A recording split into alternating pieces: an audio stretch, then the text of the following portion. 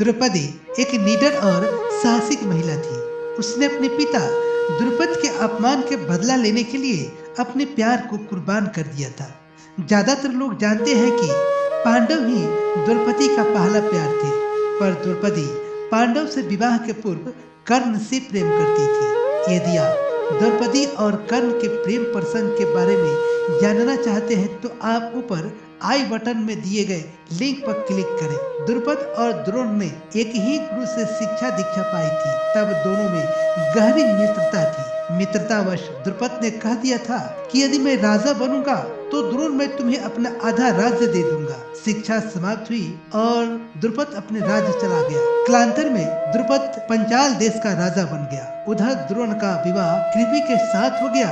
वह एक पुत्र के पिता भी बन गया। द्रोण के पुत्र का नाम अश्वत्थामा था। पारिवारिक बोझ पड़ते ही द्रोण की माली हालत बुरी तरह चरमरा गई। तब अपने मित्र द्रुपद की बात याद आई जो द्रुपद ने उसे शिक्षा काल के समय कहा था, राजा बनते ही द्रोण मैं तुम्हें अपना आधा राज्य दे दूंगा। द्रोण सहायता मांगने द्रुपद के यहाँ पहुंचा, पर द्रुपद ने उसे सहायता के बदले अपमान करके अपने राज्य से निकाल दिया। द्रोण अपमानित होकर वापस आ गया, पर उसका शरीर अपमान की आग में जलने लगा। आठों पहर वह द्रुपद से अपने अपमान का बदला लेने के उपाय सोचने लगा।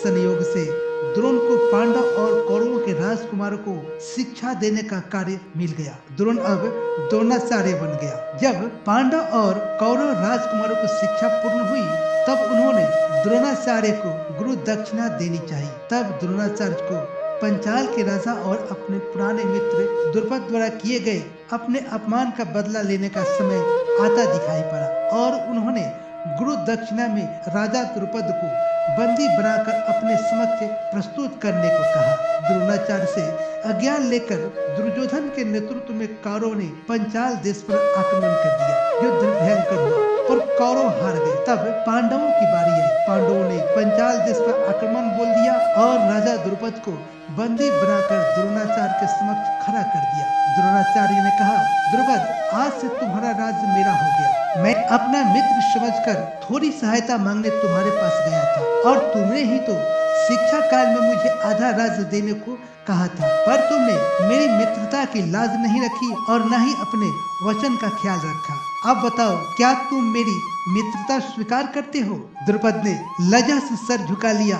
उसने अपनी भूल स्वीकार की। तब द्रोणाचार्य ने आधा राज्य उसे वापस कर दिया, पर द्रुपद अपने इस अपमान का बदला द्रोणाचार्य से लेने का उपाय सोचने लगे। वे हमेशा इसी चिंता में रहते कि द्रोणाचार्य से अपमान का बदला कैसे लिया जाए। उन्हें एक ऐसे बलशाली पुत्र चाहिए था जो हर हाल में द्रोणाचार्य से बीस हो। वे इस सिलसिले में घूमते हुए कल्याण नगरी के ब्राह्मणों की बस्ती में जा पहुँचे। वहाँ उनकी मुलाकात याज और उपयाज नामक दो क्रमकांडी ब्राह्मण भाइयों से हुई। राजा द्रुपद ने उनकी खूब सेवा की। तब दोनों भाई प्रसन्न हुए तो द्रुपद से कुछ मांगने को कहा।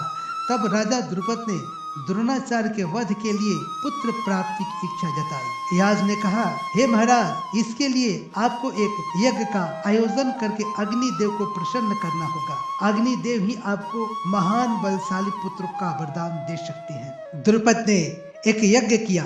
यज्ञ से प्रसन्न होकर अग्निदेव ने उन्हें एक ऐसा पुत्र दिया जो आयुध और कवच कुंडल से युक्त था। उसके बाद यज्ञ कुंड से एक सांवली कन्या भी उत्पन्न हुई। इसके खिले हुए नयन कमल के समान थे। उनकी भवें चंद्रमा के समान वक्र थी। पर राजा द्रुपद ने पुत्र के लिए यज्ञ किया था।